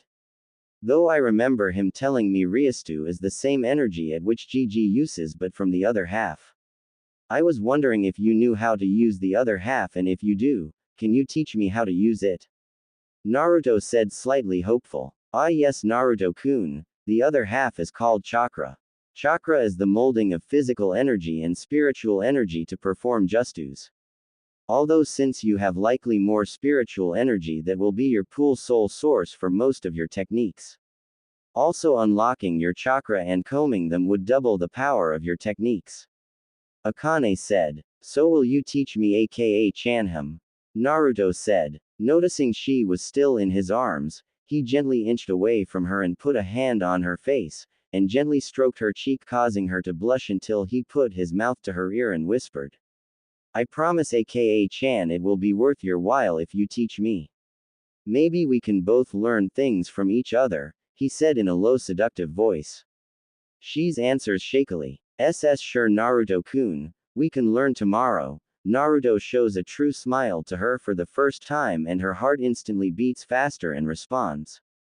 Good. Now let me change this mindscape for you. Suddenly the cage disappeared and what appeared was a mansion-type Japanese-style house with a huge beautiful garden out looking a pond. Naruto shunpos to one of the bedrooms and lays Akane down. She laid there, body slightly trembling, thinking they were about to get intimate. Also the tone he used with his words earlier, and the insinuation of his words. It didn't help that he had a primal aura to him as well. Naruto whispered to her, here's a little thank you gift I know you will like. Without a word she lunges at Naruto and starts to kiss him hungrily and full of lust. Naruto for a second was a bit taken back seeing how she flipped the tables on him. But after a few moments of each other's tongue trying to dominate each other, he began to understand what type of woman Akane was. Especially from the surge of spiritual pressure he gave her and the clear liquid that came trailing down her leg he spotted not too long ago. It made sense. She came as someone who tries to put up a dominate front but in the end wanted to be a submissive female. From the way he would try and dominate her, his assumption was right, especially how she would submit to his tongue while putting up a fight. Remembering the book of seduction he read from Aizen, he started to pour more into the kiss and show her a real alpha male. He started to grab her sides with his hands and slowly rub up and down, getting the knowing reaction out of her. Akane started to moan into his mouth from the kiss. She was getting really turned on. It wasn't until he slid on arm down, grabbed her bare skin forcefully, making it even harder for Akane to stifle her moans. Naruto started trailing kissing from her mouth down to her jaw and eventually her collarbone. Moaning in bliss, she tilts her head, giving him more room. She couldn't take it more. She can feel the bulge on her leg. Her hand started to slowly trail down his chest to grab his crotch, but suddenly a hand gripped her wrist firmly. And she heard a whisper. That is off limits for now. Maybe later. I want it to be special. For now I will leave you here, for I have to tell my sensei what happened. But I will back tonight. Naruto whispers huskily. Akane then said, very flustered, oh okay, at least let me at least set up a mental link with you so we can talk later. Akane was about to speak up but for the last time took her in a breathtaking kiss, leaving here momentarily stunned while Naruto vanishes. Snapping out of her dream-like state, she still notices that she is still and the sheets seem to be soaked. She is wet more than ever. She realizes she was left all hot and bothered. She yells. Damn you, Naruto-kun. You can't leave me here all horny like this. Just wait till you come back here tonight. Back to the real world. Upon opening his eyes, Naruto slightly chuckles hearing Akane's declaration. He stands up and walks around to find his sensei leaning on a tree looking at the sky. Aizen, sensing Naruto, speaks out, so Naruto-kun, how did the meeting with Kyuubi go? Naruto takes a moment to think about his experience, going from intimidating her at one moment to making out with her the next. It was very interesting to say the least, Aizen-sensei. Naruto says with a small smile. Aizen looks back at him knowing something happened. Oh, do tell Naruto, how was the fox like? Aizen says smirking. Naruto looks at him and cracks a slightly bigger smile. She is defiantly the picture definition of a goddess. Not only that, but she will not harm my training. In fact, she will do the opposite. Aizen smiles. While inside, Akane blushes red inside from the way she was described. Good, good. We also have another problem, Aizen said. I believe you are referring to our food supply being almost non-existent. Am I right? Naruto said. Correct. It looks like we will have to go back to the village and get some, Aizen says. Naruto on the other hand thought about it and spoke. Aizen-sensei, I believe you have a way of getting the food without having to show ourselves correct. Aizen smirks. Very much so. Tell me Naruto-kun, how do you think we can get in a grocery shop without people knowing who we are? Naruto takes a moment to think about it. I can't do any justus for I haven't unlocked my chakra yet. We can't sneak in there for Aizen-sensei never taught me stealth. I also can't ask GG Ether. The only option I can think is to. I see. That could very well work. And it will be a good way to test it out. Naruto smirks back at Aizen. I see what you have planned, Aizen-sensei, and I believe it will be a good way for me to see if I improve, Aizen chuckles. Well then we leave as soon as it gets dark. Little did Naruto know he was about to encounter a situation that would really test his skills. The sun began to come down. Naruto looked at his sensei and spoke. Aizen-sensei, it's time. Aizen looks back at him and says. Indeed it is. Let's see whose shunpo is faster, Naruto-kun. Naruto with a slight smirk replies. I believe mine would still be faster, Aizen-sensei.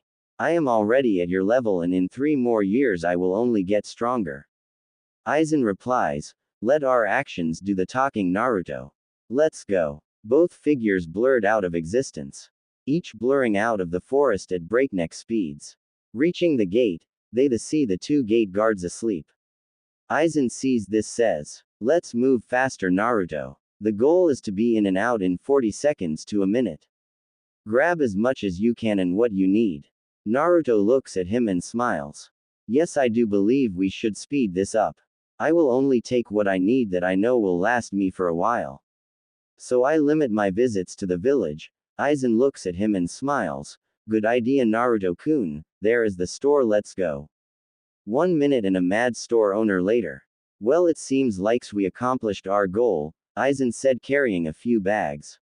While him and Naruto were shunpoing back to the forest of death.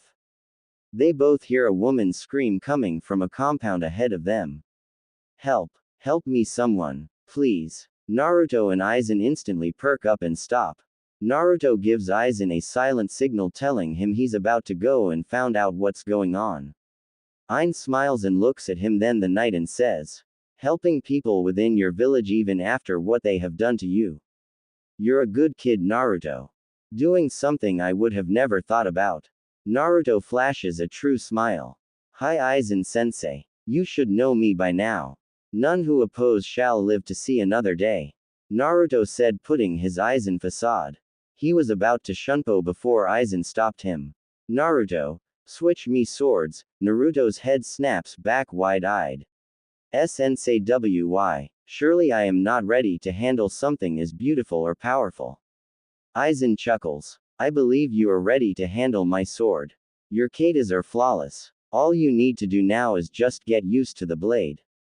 Aizen unties his sheath and gives him the sheath with the scabbard. Naruto takes it into his hands somewhat shakily. Taking off his sword and sash, he trades Aizen. Marveling at how beautiful the blade is, he ties the green sash on his waist and securing the sword. He looks at Aizen and bows. Aizen-sensei, I will make you proud using this sword. This means a lot to me. Thank you. Naruto then shunpos to the compound.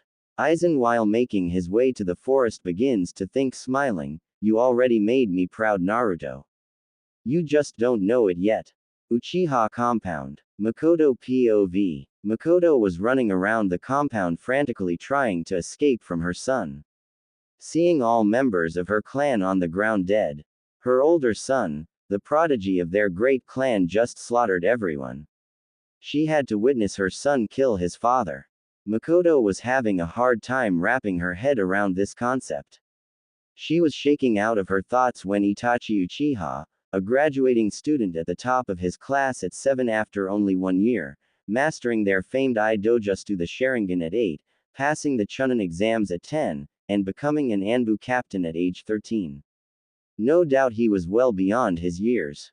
Stood in front of Makoto, blocking her only chance of escaping. Makoto stood there frozen. The only thing now that was in her way was her son. Itachi looked at her emotionless. Sharingan blazing. Makoto broke the silence. Why, Itachi-kun? Why did you slaughter our clan? Your father, your friends, tell me why. Makoto said, on the verge of tears. Itachi stood there silent. Intel speaking in his monotone voice, to test the capacity of my skills. Although you should now Otudo is alive. I put him in a strong genjutsu. He will come to despise me. He will hate me and look to seek revenge. It ends here. Itachi took out his ninjutsu and looked at his mother for the last time. And silently whispers, "Forgive me, Ka-san," and brought his sword to slice her. Makoto closed her eyes, believing she was going to die. It wasn't until she heard a loud clang in front of her. Opening her eyes, she sees this tall blonde man in front of her blocking her son's sword. She hears the words, "I don't think that is a wise choice, Anbu-san." Naruto's POV. Naruto quickly shunput inside the compound. Upon entering, he saw bodies on the ground with blood everywhere. Quickly walking to some bodies on the ground and closely examining them, it seems these kills were fast with only a single strike. Looks more like this person did not want to trend too long here. Upon further inspection, he spots a little boy on the ground squirming and sweating. It seems he is the only one who is alive. But it seems he is in some nightmare, he thought. Quickly picking him up and setting him down near a house. He quickly shunpos further into the compound and he comes to see two people. A man and a woman. By the looks of it, she must have been the one who was screaming. Seeing this man pull his own sword, coming down with an attack. Naruto quickly drew his sword to block his and said, "I don't think that is a wise choice, Anbu-san." Normal POV. Itachi was naturally surprised to who this man was that blocked his sword. He backed up from him and examined him. He looked to have normal civilian clothing on, but with a green sash with a black scabbard. He responded back, "Who are you and what are you doing here?" Itachi said, forming his Mangekyo Sharingan. Naruto looks at him with a calm face and sheathes his sword and responds, "I am here for I heard someone screaming and as a concerned citizen I came by to check." Itachi responds, "From the way you drew your sword you don't look a civilian. Who are you really? That really isn't important now, Anbu-san. Tell me, why have you gone and murdered everyone here? I am very curious to hear your response." Itachi responds with the same answer he told his mom, "I did this to test my capacity of my skills." Naruto looks at him questioningly, "To test your capacity, huh? I hardly believe that's the case, Anbu-san. Why kill people who aren't up to your level when you could have clearly tested your skills among your fellow Anbu?" Naruto said. Itachi for the first time in a while became slightly stunned at his statement before Naruto continues, "So tell me again, Anbu-san, what is your true motive murdering everyone here?" For a while Itachi didn't respond. He charged Naruto with his sword in hand, planning to end him by slicing him down. It wasn't until Naruto did something that surprised him. With one hand in his pocket, Naruto quickly drew his sword with the other hand, blocking the downward strike with ease. Pushing Itachi back with his sword, he turned his head to Makoto, who was still frozen in place, and flashed her a slight smile and says, "Do not worry your little beautiful face over this. This will be quick." Makoto on the other hand blushes from cheek to cheek from the compliment she was given. She begins to wonder who this man is. Who is the blonde man? By the way he handles his sword, he must be good if he can block Itachi-kun with such ease. Itachi-kun isn't a slouch in all means. Makoto starts to look at him up and down more closely. My god, look at that body. I can literally see every muscle on him. Man, I can just picture him being on M. Bad thoughts, Makoto, bad thoughts. He's probably half my age. But my god, look at him, she said somewhat dreamily. Naruto on the other hand sizes up Itachi. Very good, his form is good. But not as good as mine. His stance is very loose with a few holes. But it mainly relies on speed. His footwork is good from the way he charged at me. But what is with those eyes? I've never seen them before. It must be an enhancement to his skills if he has them activated. But to what? His physical skills, his chakra. Well, let's see how he proceeds. Itachi flashing through hand signs yells, Kaden, Gokaku no Justu, great fireball technique. A huge fireball shoots out of Itachi's mouth and heads towards Naruto. Naruto unfazed, Shunpo's right behind Itachi and whispers, "Too slow Anbu-san." Itachi hears this with wide eyes, he didn't even see him move. Capitalizing on Itachi's stunned state, Naruto draws his sword to slice him on the back. Itachi grunts, while Naruto flicks the blade with blood on it off. Itachi then begins to fight him in taijutsu using a high-level stance. But much to Itachi's surprise, he is dodging with much ease. Backing off, Naruto begins to talk again. "Very good Anbu-san, but in terms of skill you are nothing but a speck of dust compared to me." Itachi, knowing he was trying to get a rise out of him, says nothing while Naruto continues. "Tell me, is this what Anbu are capable nowadays? Looking at your skills I assume you hold a high position. But why is it you cannot still strike me? I will tell you why. You skills in Anbu standards are great, but compared to me I am on level you will not ever attain." Itachi, a little miffed, locks eyes with Naruto and whispers, "Tsukuyomi, Moon Reader." Naruto opens his eyes to see him shackled to a cross. An illusion. Impressive. But this still won't hold me, Naruto thought. Itachi appears in front of him. "In the world of Tsukuyomi I control time and space. For the next 72 hours you will live to see yourself die over and over again." Itachi said, examining the look on his face, was shocked to see Naruto void of any emotion and more shocked at what he did next. "It seems your eyes enhance your reflexes and gives you powerful techniques such as this." "Like I said, not enough," Naruto says, but instantly flares his Ryostu, purple Ryostu surrounding him, causing the illusion to crack slightly and then shatter. Itachi looks at him wide-eyed and states, "Impossible, the only people capable breaking that illusion are people who have the same eyes as me." Itachi yells, showing his first emotion throughout the whole fight.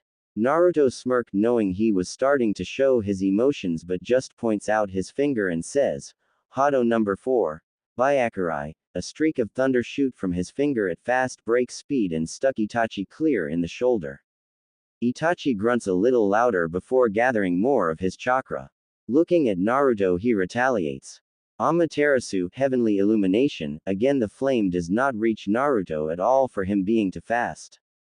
Makoto, on the other hand, watching this battle, is just completely stunned. This man is single-handedly fighting her son with ease, who is known throughout the village as one of the strongest ninjas. "Oh my, I have to get to know this guy now. Hopefully he can tell me his name so I can give him an award," she thought with a blush, but turned her eyes back to the battle. Seeing the frustration on Itachi's face, he speaks, "Again your techniques are too slow. You must be low on chakra, I presume, considering you're slouched and panting. I believe I am done playing with you." Naruto begins to flare his spiritual pressure as he did to Akane at their first meeting. Itachi soon finds himself on both knees, almost hyperventilating at the sheer weight he feels on his whole body. It lasts for about 30 seconds and looks up to see Naruto slightly smirking. "Like I said, Anbu-san, you are a nothing compared to me. That pressure you felt is my raw power alone. I only used a fraction of my power as a whole. Continuing to fight me is useless at this point." Itachi, for the first time in his life, looks at Naruto with fear. Figuring out that he was merely toying with him, an Anbu captain at that.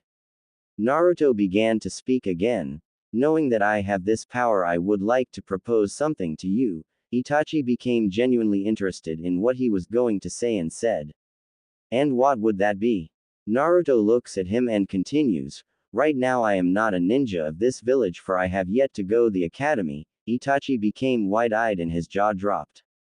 This man, who looked to be at least a teenager, is someone who has not started the academy at all, which tells Itachi he must be younger than he really is. Naruto continues, "After I go to the academy and graduate, then become a chunin, I am going to leave this village to start my own." What I propose is, since I know you are a strong and capable ninja, I want you to be one of my first captain among my ranks. Itachi was a bit skeptical at first. Your strength is believable, but where and how do you plan on making a village? Naruto looks at him with a sinister smile and says, it will be explained in due time if you plan to join me, that is. I can exterminate you like a fly right now if you wish. But I do see great potential in you, Anbu-san. If you don't mind me asking, what is your name? Itachi hesitates. Then responds, I am Itachi Uchiha of the Uchiha clan. What is your name? Naruto runs a hand through his hair and says, I am Naruto Namikaze. So Yaki-san, what do you say? Itachi and Makoto for one was stunned hearing this. Naruto. As in Kushi-chan's child. Wow, never expected that, Makoto thought. Itachi for one is still wrapping that head around his name and remembers. He's heard of him as the Jinchuriki of the Nine-Tailed Fox. He also knew the treatment the villagers gave him, for he was one of the Anbu that was assigned to watch Naruto whether he knew it or not.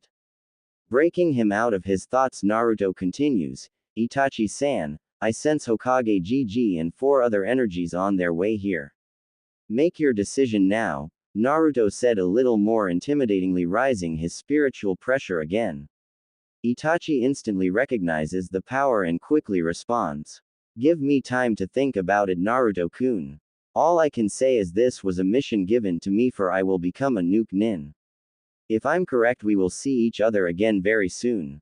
Naruto sat there examining his options of his response. Sensing no deception, he responds. Very well, Itachi-san. I will let you leave. You better make sure we do keep in contact. If not, I will find you myself and will show you power you have yet to seen. Naruto says indifferently. Itachi nods his head and says, yes, we will. And also, can you please look over my Ka-san? I'm not sure how my brother will react to this incident, but can you also keep an eye on him as well? Naruto nods his head. Very well. Make sure you contact me in 3 to 4 years' time, for I will become an official ninja and set my plan into motion. Itachi turns around and about to set off until he says, Naruto-kun. I knew your parents. And they were good people. They would be proud of you. Naruto stiffens at the confession but smiles at him and says, I know, Itachi-san. This is why I'm doing this. For the people I care about. Without a word, Itachi disappears. Turning his gaze back to Makoto standing there in complete shock. It was until Naruto snapped her out of it and said, are you okay, pretty lady? Makoto blushes again and says, why yes, I am. Thank you for saving me. I surely thought I was going to die, she said before throwing herself into the arms of Naruto. Being Naruto as he is, he puts his hand on her back to gently soothe her and starts whispering things in her ear to cool her down. Couple of moments later, her crying dies down and she starts to inch away from him. Naruto couldn't help but take a good look at her. She was beautiful in his arms. A fair complexion, with beautiful long black bangs come down her face with no blemishes. She looked to have a slender frame, and he could tell she was a ninja from her toned slim legs, along with a chest that looked to be at least D-cup holding firmly in her bra. Makoto, on the other hand, was enjoying being engulfed in his arms. Feeling all his muscles from his arms to his chest. Being held in his tight muscles had her feel safe. His aura was the most interesting to her. It made you feel as he is closely examining you just to break you down. His aura made you feel like you are nothing to him and you can't touch him as he fights. On the battlefield he seemed like her older son, if not more serious on a scarier scale. But now his aura feels like he will take care of you. And nothing will harm you. Being interrupted out of her thoughts by a hand to her chin, Naruto brings her chin up and asks, are you okay now? She could only nod. He asks with a grin, so can I get the name of the princess I just saved? Makoto can only blush hard and stutter out, my name is Makoto. Makoto Uchiha. Naruto smiles at her more, giving Makoto a harder blush. That is a beautiful name, Makoto-chan. Why was he trying to kill you? Naruto said, still blushing from the affectionate term, stutters. I don't know. He was my oldest son. Why would he betray our clan like that? Why kill all his family, friends and everyone he loves? She yells, tears pouring out again. Naruto, looking a little sad, brings her into a tight hug and she instantly buries her head in his chest and just rubs her back until she calms down. Makoto, enjoying the moment, hears Naruto speak up. I would love to sit here and hold you all day, Makoto-chan, but I have to go now. Makoto looks up and teases back. Ah, why? I am that bad of company. Naruto cracks a slight chuckle and says smoothly. No, not at all, Makoto-chan. Any man in his right mind would enjoy this. Would it make you feel better if I told you I am enjoying holding you? Makoto blushes even redder than this time and couldn't say a word. Naruto starts to hear Akane and growl a bit, making her presence known for the first time in this encounter. Akane's mindscape. She was witnessing what Makoto was doing and started to growl. How dare she shamelessly flirt with my Naruto-kun? Wait, my Naruto-kun, when did that happen? Though I wouldn't mind making him mine. And I mean all of him. She thought, playing certain scenarios in her mind, making her nose bleed at all the images. Back to Naruto and Makoto. Seeing Makoto blush, Naruto only smiles, releasing her, giving them a little space, and says, well, I must get going. GG will be here in second. When he asks who saves you, tell him everything that happened here. I'm sure GG would at least like to know I'm alive at least. She nods her head as Naruto turns around to try and get back to the forest, but hears something from Makoto that makes him flinch. Where are you going, and is it true? Are you going to leave this village? Naruto stops and stands still. Turning around to look at her, he sighs and runs a hand through his hair and says, yes, I am. When I become of Chunin rank, I will leave this wretched village to start my own. Makoto says, I want to go with you, she says. Making Naruto slightly stunned before reining himself in. What would be your motive? You have been in this village your whole life. What would be in it for you to defect? You still have a child here. Why? Naruto said, turning his facial features serious. I have nothing to live for except my son. I want to know how this will affect him in the future. I believe he will seek revenge. I'm hoping I can steer him away from that. But all I know is I want to start anew. This place will only serve as a memory of what happened, Makoto retorts. Naruto, studying here, seeing the logic in her statement, speaks up. Very well, you can come. But you will have to wait a couple years. For am I on a training with my sensei away from the village?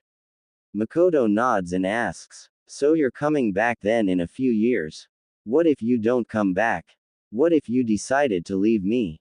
Where am I going to go? What am I going to do? She yells hysterically. Not knowing how to proceed and get her to quiet down, he does what he thinks is right at the moment. Walking towards her, he gently grabs her cheek and caresses it. Then follows it up with a deep, searing kiss to her lips. Makoto was stunned for a moment before deepening the kiss.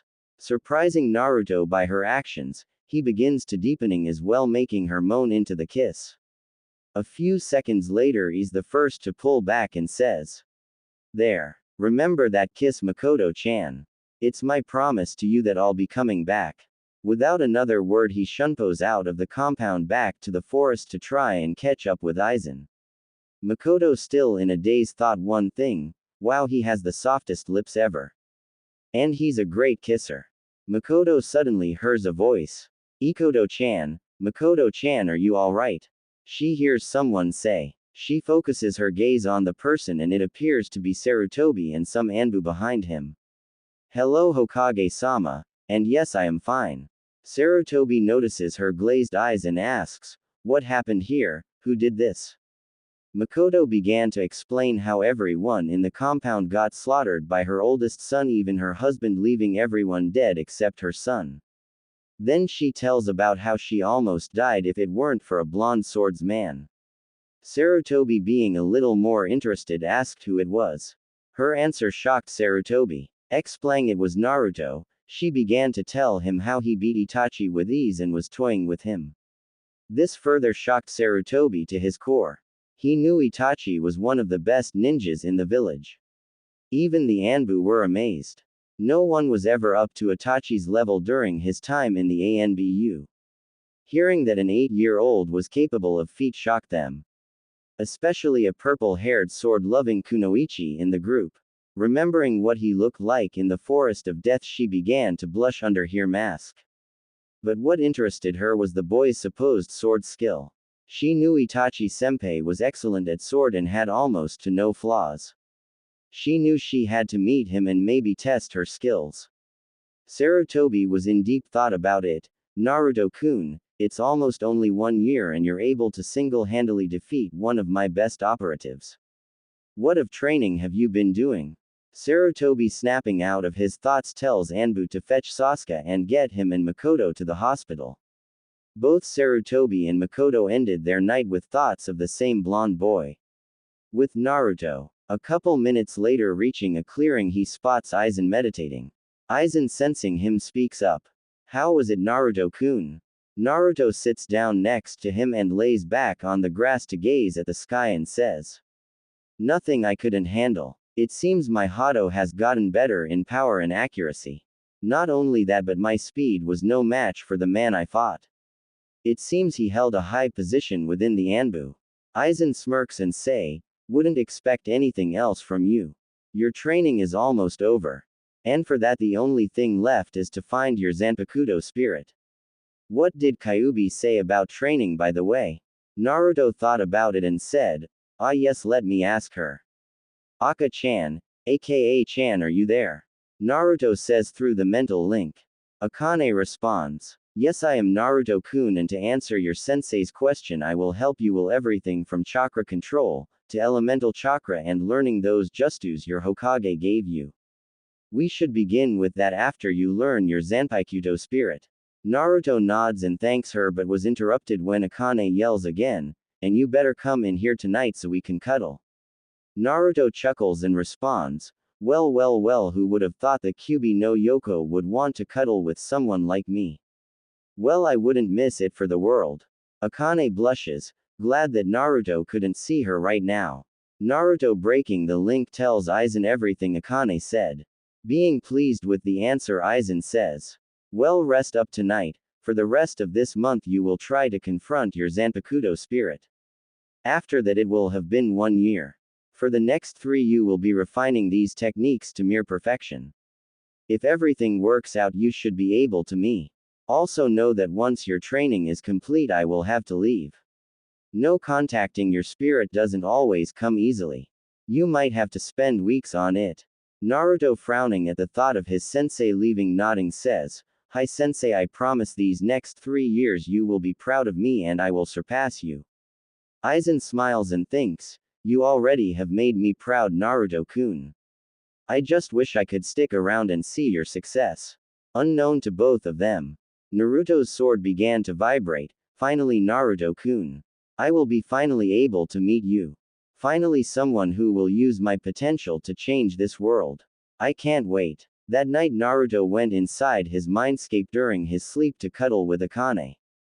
They spent the whole night telling each other about their lives, likes and dislikes, etc.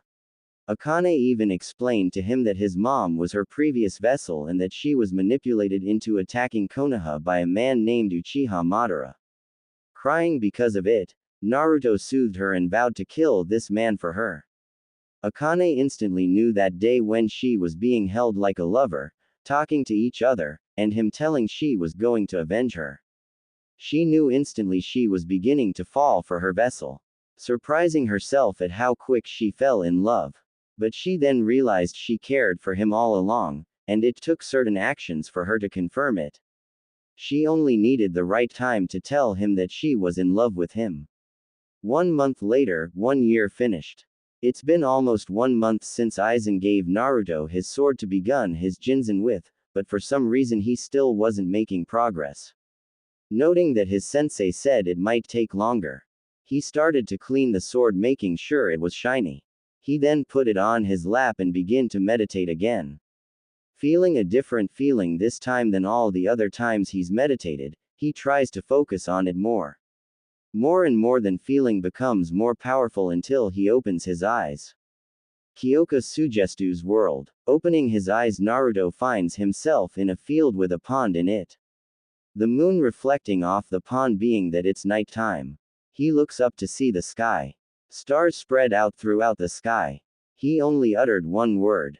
Beautiful. Then he hears a voice to the side of him. She then responds. It sure is Naruto-kun. Turning his head to the side, he sees a girl that might be able to match Akane's beauty sitting on large rock. A woman wearing a beautiful white and light black kimono. With beautiful light white hair with a flower tucked behind it. She also had dark blue eyes and beautiful plump red lips. Picture Soda no Shirayuki from Bleach. Naruto for the first time is stunned by someone's beauty. He never expected his Zanpakuto spirit to be so beautiful.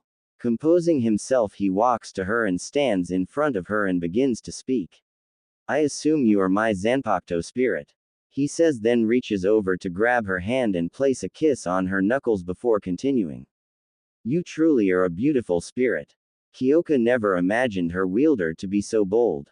Blushing up a storm after the kiss, smiles at him. I have been waiting to meet you, Naruto-kun. You are much more handsome up close, Kyoka says while still blushing. Naruto smiles and replies, thank you, but while you can give me a word to describe my looks, I have yet to find a word that fully describe your beauty. Kyoka, now blushing even redder than before, said, you are very smooth with words, Naruto-kun. I only call it how I see it. So what do you mean when you said you have been waiting for me? Naruto says, I have been watching your training. And let me say I am impressed. Your resolve is unshakable. And your determination, as I know, will not waver. I know for a fact you will be able to wield me at higher state than Aizen can. Kyoka said, trying to control her blush. Silence reigned over them for a few minutes before Kyoka speaks up. Tell me, Naruto-kun, do you know my name? For a minute Kyoka looks at him silently, hoping he does. Naruto gazes at her with a soft expression and says, of course I do, my beautiful mirror flower. It is my honor to meet you, Kyoka Sugestu. Kyoka all of sudden lunges at Naruto and starts to kiss him with much need.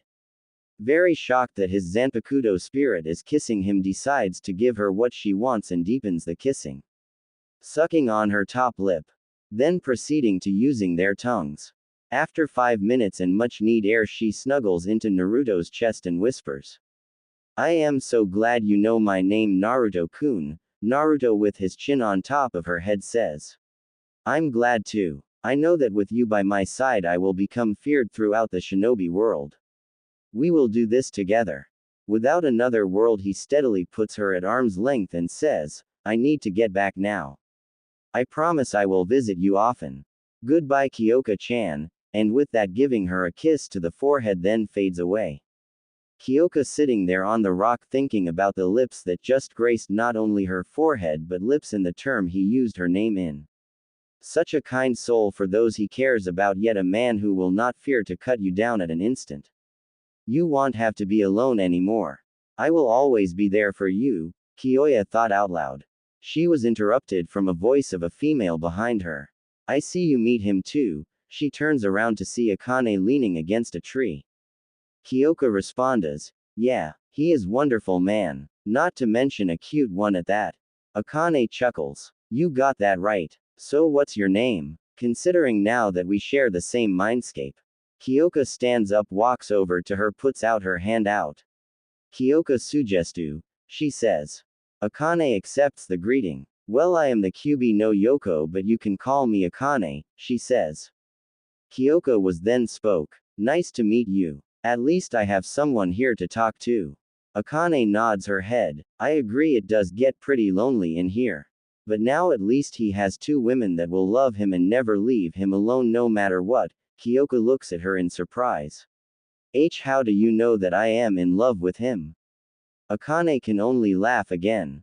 That look you had on your face when you talked about him. It's the same look I get when I see him or think about him. The look of wanting to love him, Akane says with a dreamy sigh. Kyoka blushes. Well, at least we have one thing in common. Kyoka says with a slight giggle. Akane speaks. Not only that, but I think there is another girl gunning for him. So we got competition now. Kyoka simply states, grinning with a little blush. Well, it matters to me not. For me and Naruto, I know will become close within the next 3 years. Hopefully very close. You and me both, sister. Akane and Kyoka giggle. Back to the real world. With that, Naruto woke up with a sudden surge of Ryustu. Alerting Aizen, he comes to see Naruto's purple Ryutsu even thicker and denser than before. With the sudden flow stopping, he gets Naruto's attention. Well, I see you found out its name. Your Ryustu is much heavier now, he said with a smile. Naruto only nods, then gets up to stretch. Yes, I did, Naruto said, admiring at the blade. He began sensing the slight hum. Then he hears her voice. Stop looking at me like that, Naruto-kun. You're making me blush. Kyoka-chan, Naruto said. Yes, it's me. I'm glad we can talk now, Naruto-kun. Now that you know my name, we have a stronger bond, thus sharing my mindscape here with Akane. Kyoka said. Hi, Naruto-kun. Akane piped up excitedly. Well, hello, my beautiful vixen, Naruto said. Akane on the other hand blushed while Kyoka pouted. Ah, Naruto-kun, what about me? She asked cutely. Naruto smiled. Well, how can I not notice my beautiful moonflower of equal beauty as well? He said smoothly. Kyoka blushed. That's more like it. Snapping Naruto out of the conversation, Naruto continues. Now that I have found my blade, I am now ready to perfect my Shinigami skills along with my Shikai and Shinobi skills. Aizen looks at him seriously. These next 3 years are only going to get harder. You will have to push yourself through level 1 could have never attained. You will aim to be perfect in all skills of Shinigami and Shinobi skills alike.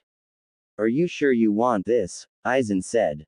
Without a doubt of hesitation, he said. I understand the trials that I will face and I am ready to move forward. Especially with my beautiful moonflower and vixen and you, Aizen-sensei. Right, Naruto said in his head. Damn, Naruto-kun, we will be with you every step of the way.